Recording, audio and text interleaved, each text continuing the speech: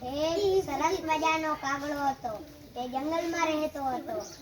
તે એક ઝાડ માથે બેઠો હતો ને તેને ખૂબ જ તરસ લાગી. તો એ તો આમથી આમ ડોલે જ રાખતે તો એને પાણી દેખાતું નહોતું. તો એનું જો ફૂલ ગળું સુકાણું. તો આઘા ઘાટા જંગલમાં ગયો. ત્યાં એક માટલું ટંગાયેલું હતું. એને તો ચાંચ નાખી પણ એની ચાંચ પહોંચે નહીં. તો કાગડાને એક આઈડિયો આવ્યો. બાજુમાં પથ્થર પડ્યા હતા. એ એક લઈ નાખ્યો. તો એ વળી નાખ 2 3